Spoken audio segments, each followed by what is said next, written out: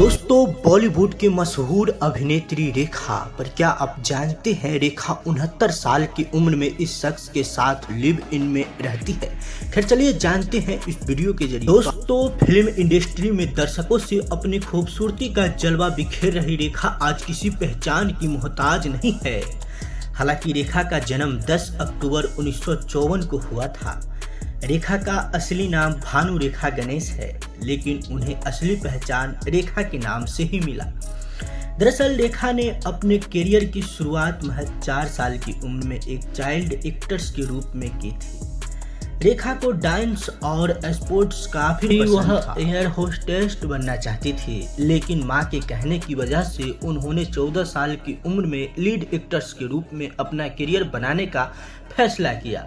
हालांकि उस दौरान रेखा को खूब स्ट्रगल भी करना पड़ा। असल रेखा के फिल्मी सफर की शुरुआत अच्छी नहीं थी। साउथ इंडस्ट्री में उन्होंने काम पाने के लिए काफी मेहनत करनी पड़ी।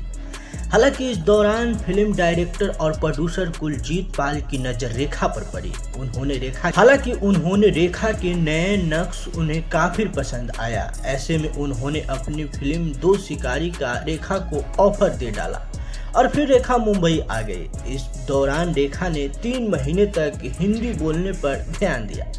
इस फिल्म के दौरान रेखा के साथ कुछ ऐसा हुआ था जिससे वह बेहद डर गई थी। दरअसल शूटिंग के दौरान रेखा को एक्टर विश्वजीत के साथ एक रोमांटिक सीन शूट करना था। इस दौरान डायरेक्टर ने कट नहीं बोला। ऐसे में विश्वजीत रेखा को जबरदस्ती किस करते रहे, जिससे वह काफी सहम गई थी। हालांकि इस बारे में रेखा ने कुछ नहीं कहा, क्योंकि उन्हें डर था कि अगर उन्होंने कुछ बोला तो उन्हें फिल्म से बाहर कर दिया जाएगा। हालांकि वही इस किसिंग सीन की वजह से फिल्म पर सेंसर लगाया गया था और फिर यह फिल्म 10 साल बाद रिलीज हुई। फिल्म की वजह से रेखा सुर्खियों में आ गई थी और फिर उन्हें खूब फिल्में ऑफर होने लगी। हालांकि इस दौरान रेखा का नाम किरण कुमार और विनोद मेहरा के साथ जुड़ा, लेकिन सबसे सुर्खियों में उनका और अमिताभ बच्चन का अफेयर रहा। दरअसल फिल्म दो अनजाने के सेट पर दोनों की मुलाकात हुई, उन्हें प्यार हो गया। हालांकि इस दौरान अमिताभ शादीशुदा थे। वही जब यह बात जाया को पता चले तो वह अमिताभ बच्चन जब घर पर नहीं थे तब उन्होंने रेखा को खाने पर बुलाया और कहा कि मैं अमिताभ को कभी नहीं छोड़ूंगी।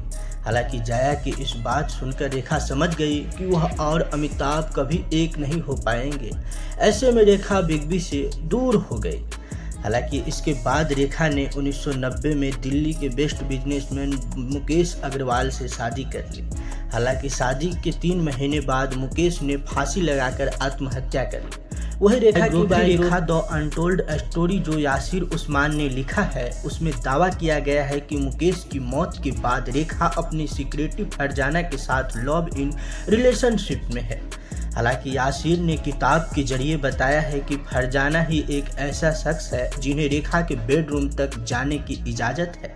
यहाँ तक कि रेखा की हाउस हेल्प को भी उन्होंने बेडरूम में जाने की इजाज़त नहीं है। दरअसल फरजाना चीज़ों का ध्यान रखती है और उनके साथ साये की तरह रहती है। हालांकि इन खबरों पर रेखा आज तक कभी खुलकर बात नहीं किया। खैर आप लोग क्या कहना चाहते हैं नीचे कमेंट बॉक्स में ज़रूर बताइए और इस वीडियो को ज़्यादा से ज़्यादा शेयर कीजिए। और अभी तक हमारे इस चैनल को सब्सक्राइब नहीं किए तो नीचे लाल बटन को दबा के इस चैनल को फ्री में सब्सक्राइब जरूर कर लीजिए।